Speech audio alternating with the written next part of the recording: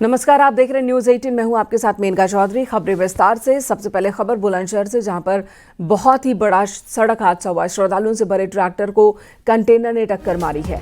8 लोगों की मौत हो गई। इस हादसे में 50 से ज्यादा श्रद्धालु जख्मी हुए हैं। कासगंज से राजस्थान जा रहे थे सभी लोग। घायलों को अस्पताल में भर्ती करवाया गया है। अरनिया क्षेत्र के नेशनल हाईवे 34 पर घटाल गांव के पास ये हादसा हुआ। हादसे के बाद का ये वीडियो है। क्रेन की मदद से ट्रैक्टर ट्रॉली को हटाया गया। ट्रैक्टर ट्रॉली पर सवार होकर ही लोग श्रद्धालु जा रहे थे दर्शन के लिए। 50 से ज्यादा श्रद्धालु सवार थे। इसमें बताया जा रहा है कि जख्मी हुए हैं और 8 लोगों की मौत हुई है। ट्रैक्टर ट्रॉली और कंटेनर के बीच टक्कर हुई। राजस्थान जा रहे थे सभी लोग। ये सभी श्रद्धालु हैं, लेकिन तभी कंटेनर और ट्रैक्टर ट्रॉली की टक्कर हो गई। 8 लोगों की जान गई है इस हादसे में। NH-34 पर एक दुखद घटना घटित हुई है। एक ट्रैक्टर में करीब 60-61 लोग कासगंज जनपद के सोरो थाना क्षेत्र के रफातपुर गांव से सवार होकर के जहारपीर राजस्थान को जा रहे थे। पीछे से एक तेजी से आ रहे कैंटर ने पे चोट पहुंची, जिससे ट्रैक्टर पलट गया और उसमें काफ़ी संख्या में लोग घायल हो गए। पुलिस को सूचना मिलती तत्काल पुलिस जाकर के सबको हॉस्पिटल में लाई। आसपास के CSC में और कैलाश हॉस्पिटल में एडमिट किया गया, जहाँ पे 8 लोगों की मृत्यु हो गई है। 43 लोग अभी चिकित्सारत हैं, जिसमें से 3 लोगों को छोड़कर और की स्थिति ठीक बताई जा रही है। 3 लोग वेंटिलेटर पर हैं। दर्दनाक हादसा हुआ बुलंदशहर से। प्रशांत कुमार हमारे सहयोगी इस वक्त हमारे साथ जुड़ गए हैं। प्रशांत, क्या खबर है इस हादसे को लेकर? ये सभी लोग कहाँ के रहने वाले हैं और जिन लोगों की मौत हुई है, क्या सभी एक ही परिवार के हैं या अलग अलग परिवार के लोग हैं? मेनका, ये थाना अरनिया क्षेत्र के घटाल गांव के पास ये दर्दनाक हादसा हुआ था और ये नेशनल हाईवे 34 यहाँ है। नेशनल 34 पर एक तेज रफ्तार कैंटर ने ट्रैक्टर को टक्कर मारी थी। इस ट्रैक्टर में सभी श्रद्धालु सवार थे और लगभग 50 से 60 श्रद्धालु डबल डेकर ट्रॉली के अंदर बैठकर कासगंज के सोरोजी से गोगामेड़ी राजस्थान के लिए जहारवीर के दर्शन करने के लिए ये सभी श्रद्धालु निकले थे। उसी दौरान नेशनल हाईवे 34 पर एक घटना हुई। तेज रफ्तार के चलते एक कैंटर ने टक्कर मार दी और जिसके बाद आप यहाँ देख सकती हैं ये निजी अस्पताल है और इसमें सभी घायलों को भर्ती करा दिया गया है। हालांकि सूचना के बाद मेरठ कमिश्नर ऋषिकेश भास्कर यशोद, DIG मेरठ कलानिधि नैथानी सहित तमाम पुलिस व प्रशासनिक आला अधिकारी यहाँ मौके पर मौजूद हैं। इसमें 8 श्रद्धालुओं की मौके पर ही मौत हो गई थी। इसके बाद लगभग 40 से 50 श्रद्धालु अभी घायल हैं, जिनका अस्पताल में, निजी अस्पतालों में उपचार चल रहा है। वहीं लगभग 1 दर्जन लोगों को यहाँ से अलीगढ़ जैन मेडिकल कॉलेज में भी भर्ती कराया गया है, जहाँ उनकी स्थिति गंभीर बताई जा रही है। जबकि इस निजी अस्पताल के अंदर भी 3 श्रद्धालु वेंटिलेटर पर हैं, उनकी भी स्थिति बेहद गंभीर है। और ये कासगंज सोरोजी से सभी लोग राजस्थान गोगामेड़ी के लिए जा रहे थे। हालांकि आप यहाँ देख सकती हैं मेरे पीछे तस्वीरों में कि पूरा जो अस्पताल प्रांगण है वो पूरा श्रद्धालुओं के जो परिजन हैं उनसे भरा हुआ है और ये सभी श्रद्धालु कासगंज से राजस्थान के लिए निकले थे। हालांकि निजी अस्पतालों में सभी को भर्ती करा दिया गया है। प्रशासन लगातार हर संभव इनकी मदद के लिए यहाँ लगा हुआ है। साथ ही इस घटना पर सूबे के मुख्यमंत्री योगी आदित्यनाथ ने भी दुख जताया है। और साथ ही धन्यवाद प्रशांत, इस वक्त रोकेंगे आपको। धन्यवाद इस वक्त पूरी जानकारी देने के लिए। लेकिन ट्रैक्टर ट्रॉली का इस्तेमाल इस तरह से बड़ी संख्या में लोगों के परिवहन के लिए न किया जाए, ये अपील कई बार की गई है, मुख्यमंत्री की ओर से भी की गई है, क्योंकि ऐसे मामलों में कई बार हादसे हुए हैं और जब भी हादसे होते हैं तो जो लोग ट्रैक्टर ट्रॉली पर सवार होते हैं वही उसके शिकार हो जाते हैं। ट्रॉली में बैलेंस नहीं होता, पलट जाती ट्रॉली और बड़ी संख्या में लोग हताहत होते हैं। कुछ उसी तरह का हादसा यहाँ एक बार फिर देखने को मिला है। सभी श्रद्धालु हैं, फिलहाल जो घायल हैं अस्पताल में भर्ती है। धन्यवाद इस वक्त पूरी जानकारी देने के लिए। अगली खबर लखनऊ से, वहां पर भी भीषण सड़क हादसा हुआ। सड़क किनारे खड़े तेल टैंकर में रोडवेज बस ने टक्कर मारी। इस हादसे में बस में सवार 6 लोग जख्मी हो गए। हादसा मलिहाबाद थाना क्षेत्र के साहिला मऊ गांव में हुआ है। पुलिस ने ग्रामीणों की मदद से घायल यात्रियों का रेस्क्यू किया, अस्पताल भेजा। ड्राइवर मौके पर बस छोड़कर फरार हो गया।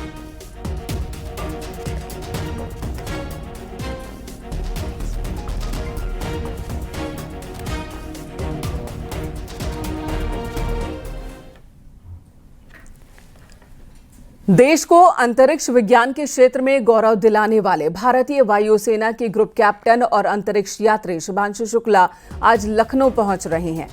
अंतरिक्ष से लौटने के बाद शुभांशु पहली बार अपने शहर लखनऊ पहुंच रहे हैं। उनके स्वागत की भव्य तैयारी है। मुख्यमंत्री योगी आदित्यनाथ उनका नागरिक अभिनंदन करेंगे। शुभांशु सुबह 8:15 पर लखनऊ एयरपोर्ट पर लैंड करने वाले हैं।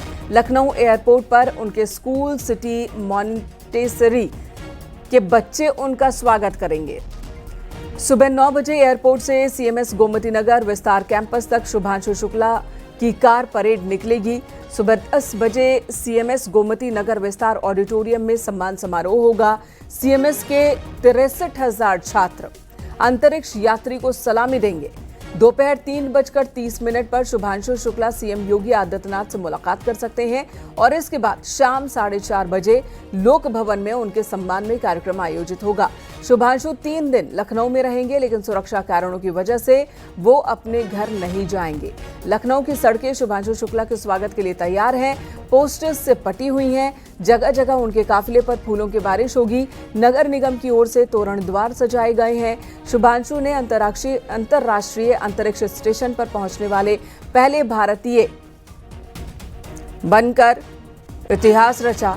भारत लौटने पर उन्होंने प्रधानमंत्री नरेंद्र मोदी को अंतरिक्ष से लाया हुआ तिरंगा और मिशन पैच भेंट किया था।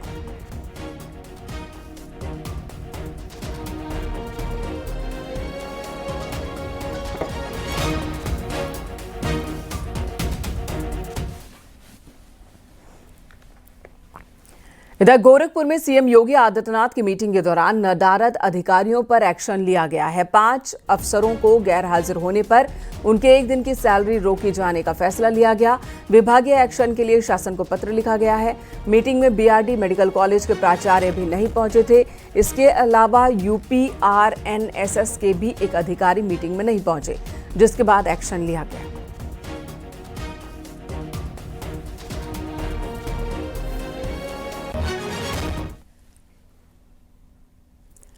इधर गाजीपुर में एसबी-एसपी विधायक बेदीराम और सीएचसी प्रभारी के बीच झड़प के मामले में एक्शन हुआ। सीएचसी प्रभारी डॉक्टर योगेंद्र यादव को हटा दिया गया है।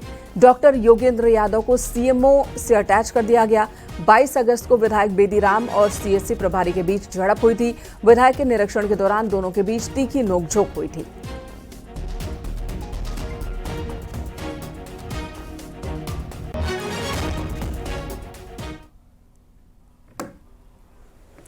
एसपी से निष्कासित विधायक पूजा पाल बीजेपी में शामिल हो सकती हैं। सूत्रों के मुताबिक पूजा पाल योगी मंत्रिमंडल में भी शामिल हो सकती हैं। एसपी से निकाले जाने के बाद पूजा पाल ने अपनी जान को खतरा बताया था। पूजा पाल के आरोपों पर अखिलेश यादव ने तंज कसते हुए कहा कि इसकी जांच केंद्र सरकार से होनी चाहिए।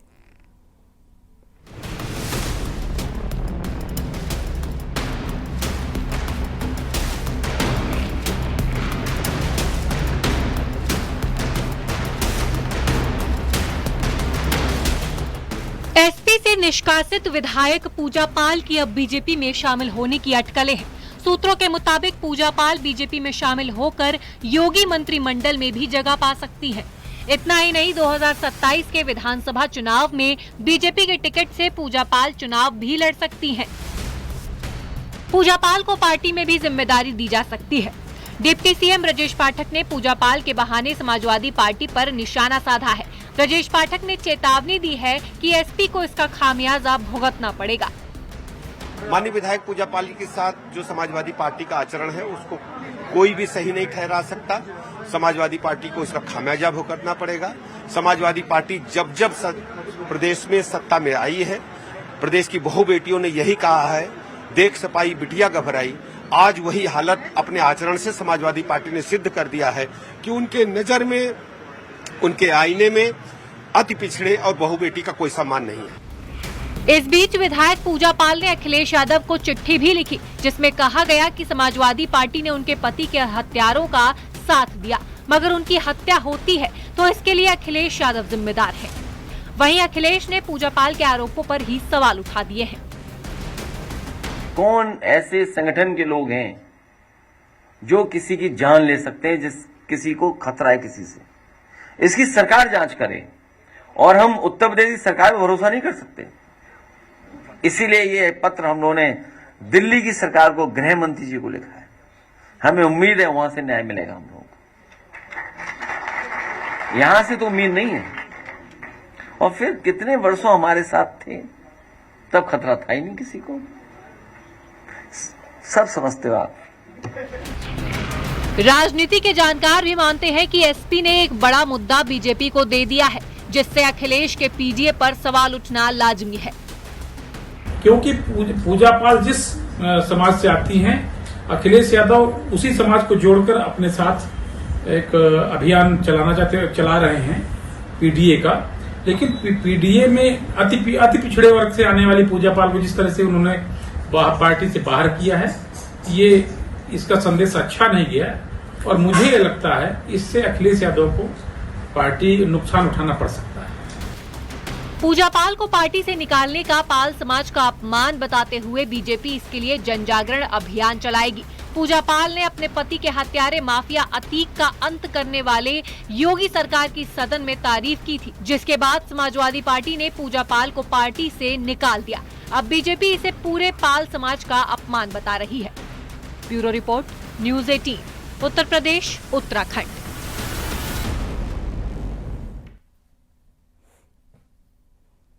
ऑल इंडिया मुस्लिम जमात के राष्ट्रीय अध्यक्ष मौलाना शहाबुद्दीन रिजवी बरेलवी ने बीजेपी नेता संगीत सोम के बयान पर पलटवार किया और निंदा की।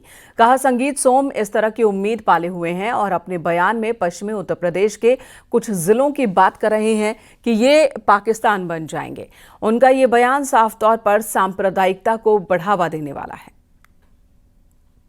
भाजपा नेता संगीत सोम साहब ने कहा है कि उत्तर प्रदेश के पश्चिमी कुछ ज़िले पाकिस्तान बन जाएंगे और उनकी आबादी बहुत बढ़ रही है।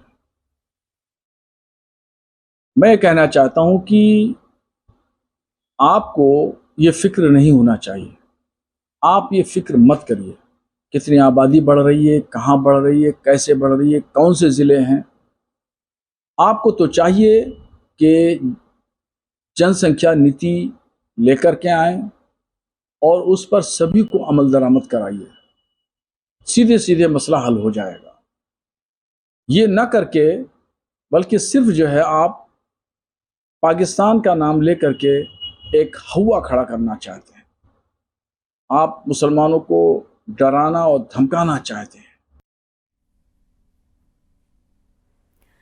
इधर अवैध रोहिंग्या और बांग्लादेशियों के आधार कार्ड मामले में एटीएस ने जांच तेज कर दी है और इस गिरोह के खुलासे के बाद यूपी के 50 से ज्यादा जन सेवा केंद्र एटीएस की रडार पर हैं। लिहाजा एटीएस इस बात की भी जांच कर रही है कि जन सेवा केंद्रों के संचालकों की गिरोह के साथ सीधी मिलीभगत है या कोई एजेंट केंद्रों पर जाकर रोहिंग्या, बांग्लादेशी, नेपाली नागरिकों के लिए आधार कार्ड बनवा रहा था। कुछ जनसेवा केंद्र तो सिंगल विंडो सिस्टम या वन स्टॉप सेंटर की तरह काम कर रहे थे। आपको बता दें, रोहिंग्या, बांग्लादेशी और नेपाली लोगों समेत विदेशी नागरिकों के लिए आधार कार्ड बनाने के में शामिल एक अंतर्राज्यीय गिरोह का खुलासा हुआ था। एडीजी लॉ एंड ऑर्डर ने बताया कि उत्तर प्रदेश में विभिन्न स्थानों से कई कार्रवाई की गई, जहां पर गिरोह के 10 सदस्यों को गिरफ्तार किया गया। के सहारे अवैध रोहिंग्या और बांग्लादेशी नागरिकों के आधार कार्ड बनाए जाने वाले गिरोह का भंडाफोड़ यूपी एटीएस ने किया है। गिरोह के 10 आरोपियों को यूपी एटीएस ने गिरफ्तार भी किया है। आजमगढ़ का नसीम इस गिरोह का सरगना बताया जा रहा है। इन सभी 10 आरोपियों को कस्टडी रिमांड में लेने के लिए यूपी एटीएस ने कोर्ट में अर्जी दाखिल कर दी है, जिस पर सोमवार को सुनवाई होगी। शुरुआती पूछताछ में ये बात सामने आ गई है कि उत्तर प्रदेश के 50 से अधिक जनसेवा केंद्रों पर फर्जी दस्तावेजों के जरिए आधार कार्ड बनाए जा रहे थे रोहिंग्या और बांग्लादेशी नागरिकों के। जैसे ही ये 10 आरोपी कस्टडी रिमांड में आएंगे, तब और खुलासे और गिरफ्तारियां भी होंगी। अन्य प्रदेशों में भी यूपी एटीएस की टीम छापेमारी कर सकती है। इधर अम्बेडकर नगर में चौंकाने वाला मामला सामने आया, जहां झाड़ फूंक के नाम पर बाबा पर अश्लीलता का आरोप लगा है। वीडियो वायरल होने के बाद पुलिस ने झाड़ फूंक करने वाले बाबा को गिरफ्तार किया। पीड़ित महिला का आरोप है कि आरोपी ने उसके साथ अश्लीलता की। दिनांक 24/8/25 को सोशल मीडिया के माध्यम से एक वीडियो संज्ञान में आया, जिसमें एक व्यक्ति दयाराम निषाद, जो कि थाना बसखारी क्षेत्र का रहने वाला है, इसके द्वारा एक महिला के साथ अश्लील कृत्य किया जा रहा है। इस संबंध में तत्काल वादिनी की तहरीर पर अभियोग पंजीकृत कर लिया गया है। अभियुक्त की गिरफ्तारी की जा चुकी है। अग्रिम विधिक कार्रवाई की जा रही है। शाहजहांपुर में तेज रफ्तार बेकाबू कार ट्रक से टकरा गई और इस हादसे में कार सवार एक टीचर और एक छात्र की मौके पर ही जान चली गई, जबकि एक छात्र गंभीर रूप से घायल है। हादसे में कार भी बुरी तरह से क्षतिग्रस्त हो गई। पुलिस ने शवों को कब्जे में लेकर पोस्टमार्टम के लिए भेजा है। फिलहाल पुलिस ने कार और ट्रक को कब्जे में लेकर अपनी जांच पड़ताल शुरू कर दी है।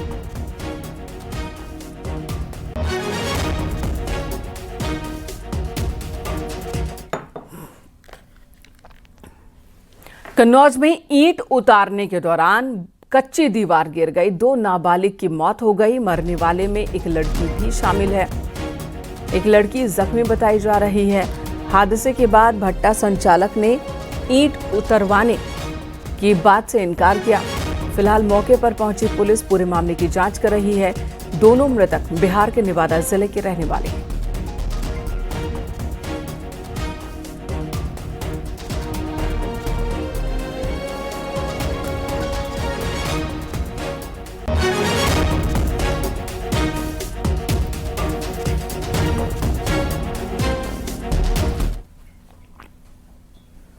यहाँ रुकेंगे छोटे से ब्रेक के लिए, तुरंत लौटेंगे। बने रहे हमारे साथ।